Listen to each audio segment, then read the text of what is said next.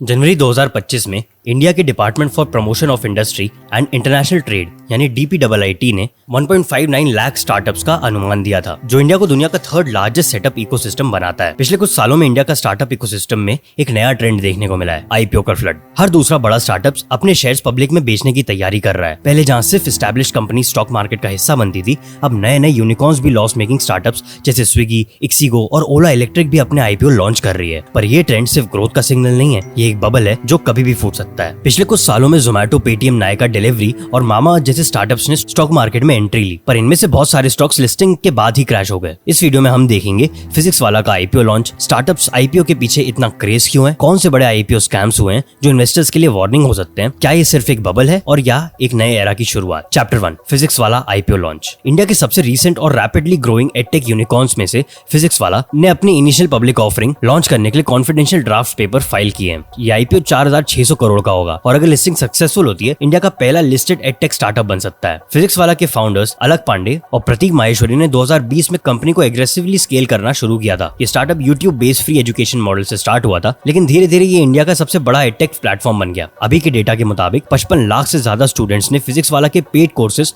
और app subscriptions लिए हैं। ये नंबर दिन ब दिन बढ़ता जा रहा है, जो क्लियरली दिखाता है कि स्टूडेंट्स को ये प्लेटफॉर्म कितना पसंद आ रहा है और इसका इम्पैक्ट कितना स्ट्रॉन्ग है। अगर यूट्यूब की बात करें तो 4.6 करोड़ सब्सक्राइबर्स के साथ ये इंडिया के एजुकेशन सेक्टर सबसे बड़ा यूट्यूब चैनल में से एक बन चुका है। इतने बड़े स्केल पर रीच और एंगेजमेंट बहुत कम एजुकेशन प्लेटफॉर्म के पास होती है। सिर्फ 4 साल में 14,000 प्लस एम्प्लॉइज का वर्कफोर्स तैयार करना एक एडटेक कंपनी के लिए एक रेयर अचीवमेंट है। जब इतनी तेज ग्रोथ होती है तो एक सॉलिड टीम की जरूरत होती है जो प्लेटफॉर्म को सक्सेसफुली मैनेज कर सके। फिजिक्स वाला ने ये प्रूव कर दिया कि अगर विजन क्लियर हो और एग्जीक्यूशन स्ट्रॉन्ग हो तो रैपिडली एक्सपेंशन पॉसिबल है। और ये सब सिर्फ डिजिटल प्लेटफॉर्म तक लिमिटेड नहीं है, बल्कि 105 सिटीज में ऑफलाइन सेंटर्स भी खुल चुके हैं। मतलब फिजिक्स वाला सिर्फ ऑनलाइन एजुकेशन पर फोकस नहीं कर रहा, बल्कि स्टूडेंट्स को एक हाइब्रिड मॉडल भी दे रहा है जिसमें वो ऑफलाइन जाकर भी पढ़ सकते हैं। ये IPO मोस्टली फ्रेश इशू और OFS यानी कि ऑफर फॉर सेल का कॉम्बिनेशन होगा। फ्रेश इशू का मतलब ये है कि नए शेयर इशू होंगे मार्केट में, जिससे कंपनी में नए फंड्स आएंगे जो ग्रोथ और एक्सपेंशन के लिए यूज होंगे। ऑफर फॉर सेल का मतलब होता है पुराने इन्वेस्टर्स अपने कुछ शेयर बेचकर एग्जिट या पार्शियल एग्जिट कर लेंगे। IPO का ऑब्जेक्टिव है कंपनी के ऑफलाइन एक्सपेंशन, टेक्नोलॉजी अपग्रेडेशन और नए कोर्सेज लॉन्च करने के लिए फंड रेज करना। फिजिक्स वाला ने AI ड्रिवन एजुकेशन और स्किल प्रोग्राम्स लॉन्च करने का भी प्लान बनाया, जो IPO से मिलने वाले फंड्स का एक बड़ा यूज हो सकता है। फिजिक्स वाले का करंट वैल्यूएशन $2.8 बिलियन यानी कि 23,000 करोड़ के आसपास है, जो 2022 के 1.1 बिलियन वैल्यूएशन से 2.5 गुना ज्यादा है। ये वैल्यूएशन एडटेक सेक्टर्स में एक रेयर माइलस्टोन है, स्पेशली जब बाकी एडटेक स्टार्टअप स्ट्रगल फेस कर रही हैं। IPO को Kotak Mahindra capital, axis bank, JP Morgan और गोल्डमैन सैक्स जैसे बड़े फाइनेंशियल इंस्टीट्यूशन हैंडल कर रहे हैं। ये क्लियरली दिखाता है कि इन्वेस्टर्स का फिजिक्स वाला पे ट्रस्ट स्ट्रॉन्ग है। पर आखिर इन सबकी शुरुआत हुई कहां से? Chapter 2, craze of IPO launch in India. एक वक्त था जब IPO सिर्फ उन्हीं कंपनीज के लिए होता था जो सस्टेनेबल प्रॉफिट्स कमा रही होती थी। इन्वेस्टर्स का ट्रस्ट सिर्फ उन्हीं बिजनेस पर होता था जो कंसिस्टेंटली रेवेन्यू जनरेट कर रही हो। लेकिन आज का सिनेरियो अलग है। अब स्टार्टअप्स बिना कंसिस्टेंट प्रॉफिट के भी वैल्यूएशन गेम खेल रहे हैं और डायरेक्ट IPO लॉन्च करने की तैयारी में लग जाते हैं। इंडिया में आज 95% स्टार्टअप्स लॉस बना रहे हैं। इंडिया में स्टार्टअप इकोसिस्टम तेजी से ग्रो हो रहा है और वेंचर कैपिटल फंडिंग की वजह से नए यूनिकॉर्न्स हर साल इमर्ज हो रहे हैं। लेकिन इनके IPOs इन्वेस्टर्स के लिए high risk high reward bets बन सकते हैं। सिर्फ साल 2024 में 12 स्टार्टअप्स ने अपना IPO लॉन्च किया और बिलियंस रेज किए। इनमें से कुछ सक्सेसफुल रहे जबकि कुछ इन्वेस्टर्स के लिए नाइटमेयर बन गए। 18 नवंबर 2021 में पेटीएम का IPO इंडिया का सबसे बड़ा IPO था, जो 18,300 करोड़ का था। लेकिन लिस्टिंग के बाद स्टॉक गिर गया और आज भी वो 70% नीचे ट्रेड कर रहा है। ये इन्वेस्टर्स के लिए एक वार्निंग सिग्नल था कि सिर्फ वैल्यूएशन के बेसिस पर IPO में इन्वेस्ट करना रिस्की हो सकता है। इसी तरह जोमेटो का IPO इनिशियली सक्सेसफुल रहा, जिसमें 76 रुपए का एक शेयर का प्राइस इशू था, पर स्टॉक 169 तक पहुंच गया।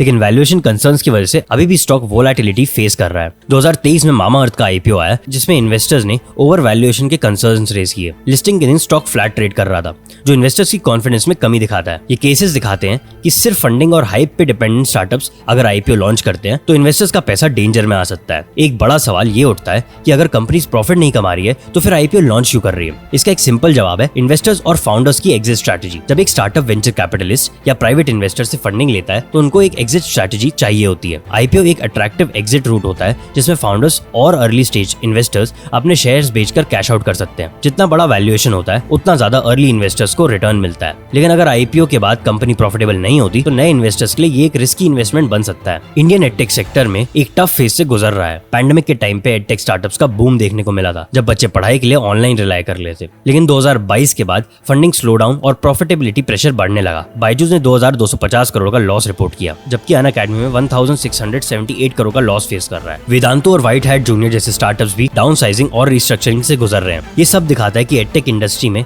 अभी भी फाइनेंशियल इंस्टेबिलिटी से गुजर रही है और नए आईपीओस के लिए एक वार्निंग साइन हो सकता है। लेकिन फिजिक्स वाला की अप्रोच बाकी स्टार्टअप से अलग है। जहां बायजूस और अनअकैडमी ने एग्रेसिव मार्केटिंग और डिस्काउंटिंग स्ट्रेटजीज पर फोकस किया, वहीं फिजिक्स वाला ने एक सस्टेनेबल और प्रॉफिटेबिलिटी फोकस मॉडल अडॉप्ट किया। कंपनी सिर्फ ऑनलाइन प्लेटफॉर्म्स पे डिपेंड नहीं है, बल्कि ऑफलाइन कोचिंग सेंटर्स भी ओपन कर रही है। अब तक 105 से ज्यादा ऑफलाइन सेंटर्स लॉन्च हो चुके हैं, जो स्टूडेंट के ट्रस्ट को और बढ़ाता है और स्टेबल रेवेन्यू सोर्स जनरेट करता है। फिजिक्स वाला की प्राइसिंग स्ट्रेटजी भी यूनिक है। ये बाकी कॉम्पिटिटर्स के कंपैरिजन में काफी अफोर्डेबल है, जिससे मास अडॉप्शन बढ़ता है। साथ ही रीजनल लैंग्वेज एक्सपेंशन भी एक स्मार्ट मूव है, जिसमें हिंदी, बंगाली, मराठी जैसे लैंग्वेजेस में कोर्स लॉन्च करके रूरल और टायर 2, टायर 3 सिटीज के स्टूडेंट्स को टारगेट किया जा रहा है। अगर फिजिक्स वाला का आईपीओ सक्सेसफुल होता है तो ये इंडिया के रेवेन्यू आईपीओ के ट्रेंड को रीडिफाइन कर सकता है। कंपनी की रेवेन्यू ग्रोथ 100% प्लस CAGR से हो रही है, जो इन्वेस्टर्स के लिए एक पॉजिटिव साइन है। साथ ही एडटेक इंडस्ट्री में एक प्रॉफिटेबल स्टार्टअप होना भी एक रेयर चीज है, जो फिजिक्स वाला को बाकी कंपनी से अलग बनाता है। फ्यूचर में AI बेस्ड लर्निंग टूल्स और ऑफलाइन एक्सपेंशन से रेवेन्यू और भी बढ़ने के चांसेस है, लेकिन चैलेंजेस भी है।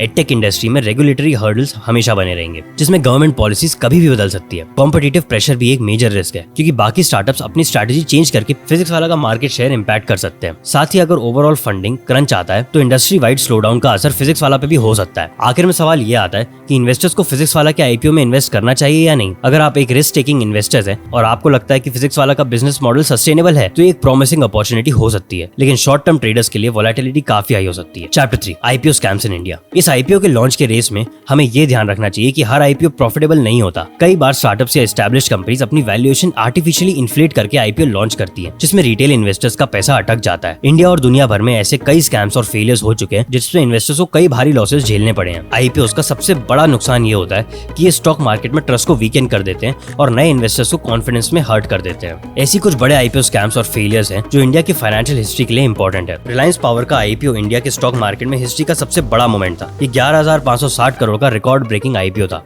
और रिटेल इन्वेस्टर्स का जबरदस्त पार्टिसिपेशन भी देखा गया। लेकिन लिस्टिंग के बाद शेयर की प्राइस लगभग 70% गिर गई। इसका एक बड़ा रीजन था ओवर वैल्यूएशन था। आईपीओ लॉन्च के टाइम पे रिलायंस पावर की ओवर वैल्यूएशन काफी अग्रेसिव थी, जो कंपनी के एक्चुअल बिजनेस फंडामेंटल से मैच नहीं करती थी। ज्यादा इन्वेस्टर्स की ग्रीड और हाइप की वजह से आईपीओ ओवर सब्सक्राइब हो गया, लेकिन जब रियलिटी सामने आई तो स्टॉक क्रैश कर गया।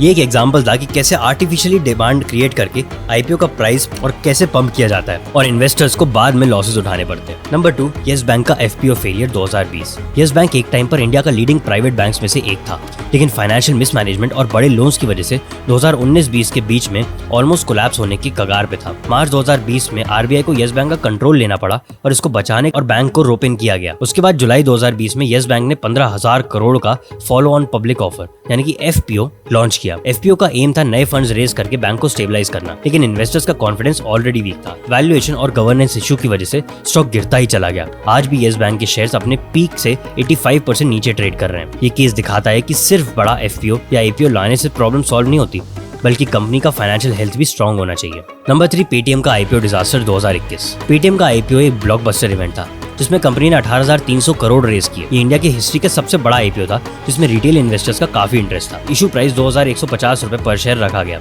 जो काफी महंगा था कंसिडरिंग कंपनी की फाइनेंशियल हेल्थ। तो शेयर प्राइस 27% गिर गया और लगभग 35,000 करोड़ का मार्केट कैप एक दिन में वाइप आउट हो गया। आज भी पेटीएम का स्टॉक अपने आईपीओ के प्राइस से 75% नीचे ट्रेड कर रहा है। ये आईपीओ इंडिया की हिस्ट्री का एक बड़ा वेल्थ डिस्ट्रॉयर था। पेटीएम का केस इन्वेस्टर्स के लिए एक वार्निंग साइन बना कि कैसे ओवर हाइप्ड आईपीओ में इन्वेस्ट करना रिस्की हो सकता है। आईपीओ स्कैम्स और मार्केट इंपैक्ट। ऐसे आईपीओ स्कैम्स और फेलियर स्टॉक मार्केट पे नेगेटिव इंपैक्ट डालते हैं। इन्वेस्टर्स का कॉन्फिडेंस कम हो जाता है और नए आईपीओस के लिए डिमांड भी कम हो सकती है। कई बार कंपनीज अपनी वैल्यूएशन आर्टिफिशियली इन्फ्लेट करते हैं और एग्रेसिव प्राइसिंग स्ट्रेटजी फॉलो करते हैं, जो लिस्टिंग के बाद क्रैश हो जाती है। रिटेल इन्वेस्टर्स जो आईपीओ में इन्वेस्ट करने को सेफ मानते हैं, उनका पैसा ऐसे आईपीओ में अटक जाता है। इसी वजह से आईपीओ इन्वेस्टमेंट करने से पहले इन्वेस्टर्स को कंपनी के फाइनेंशियल वैल्यूएशन और मार्केट कंडीशन का ध्यान रखना, एनालिसिस करना जरूरी है। आज के टाइम पे सेबी यानी कि securities and exchange board of India IPO और स्टॉक मार्केट रेगुलेशंस को और स्ट्रॉन्ग बना रहे हैं। ताकि ऐसे स्कैम्स और ओवर वैल्यूड आईपीओस को रोका जा सके। लेकिन फिर भी इन्वेस्टर्स अपनी तरफ से रिसर्च करें और मार्केट ट्रेंड्स को समझकर ही इन्वेस्टमेंट डिसीजंस लें।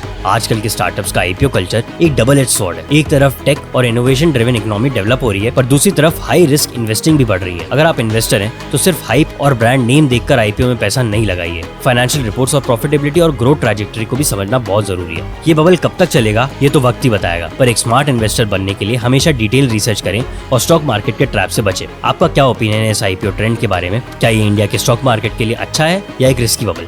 कमेंट में जरूर बताइए।